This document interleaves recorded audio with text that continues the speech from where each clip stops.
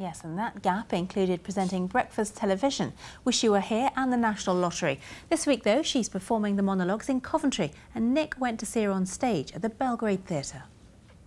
It is three ladies on a stage with monologues that have been created either by interviews with one person or an amalgamation of interviews. They are stories based on the relationship that women have with what we call in the Midlands, and my mum always used to say, down belows. Well, my actual first memory of you is on Top of the Pops, I think, about 20 years ago. Yes, that's all a bit frightening, isn't it? It was late 80s when fashion was horrific. And I was a non-Radio 1 DJ presenting Top of the Pops. It was so exciting. And you were really big in our household because of Tracy Island and Blue Peter. FAB brains. Absolutely, to this day, I think, you know, if you gave me the components to make Tracy Island, I could make it for you now. I made so many. It was the biggest Blue Peter make.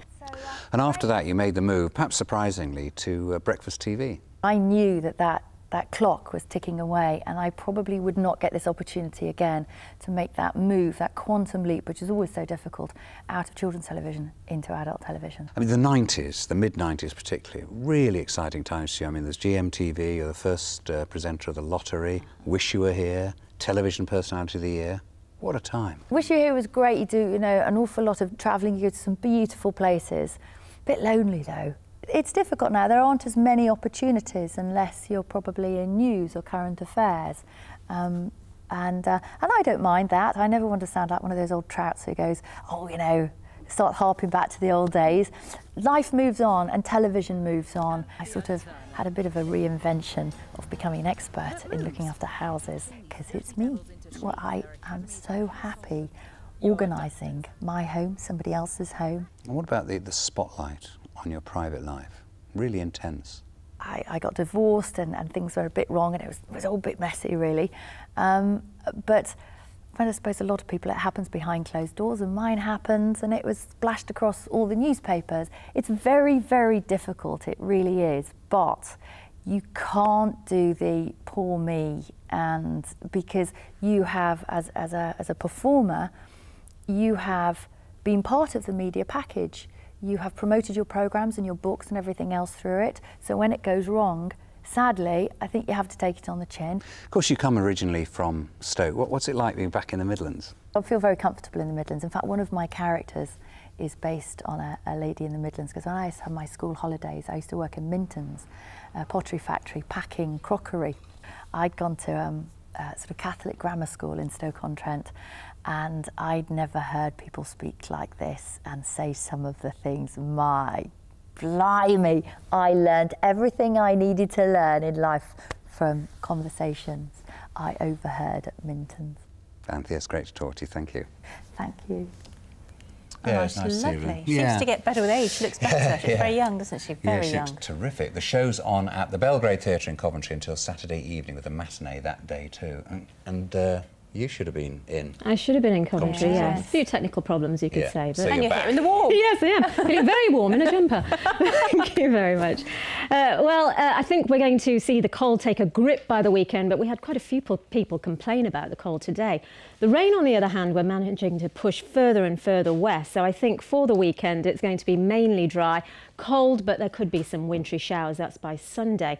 Now, those wintry showers are going to be coming in, feeding in along a very well-defined easterly wind. And because it's easterly, that's drawing in the wintry showers. We could even see some snow, I think, by the start of next week, but that's more likely the further east you go.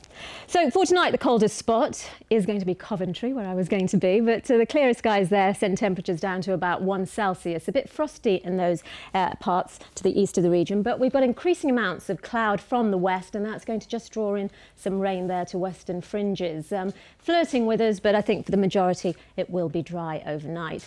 And then the rain heads in further east, I think, to central parts maybe by the morning tomorrow, perhaps even getting over to the east. But although it looks like a lot, it's mainly light and patchy, and then it disappears by the afternoon. So I think by that time, dry for all parts, good deal of sunshine all round, and temperatures up to 7 Celsius, in some parts only 5 Celsius. But again, we've got a similar wind speed to today, so a brisk a stiff southeasterly breeze of around 15 miles per hour, making it feel even colder. And then, as I said, by the weekend, by Saturday, it's going to be mainly dry. Frosty start tomorrow evening and overnight. That gives rise to some sunshine on Saturday. Thanks, Farley.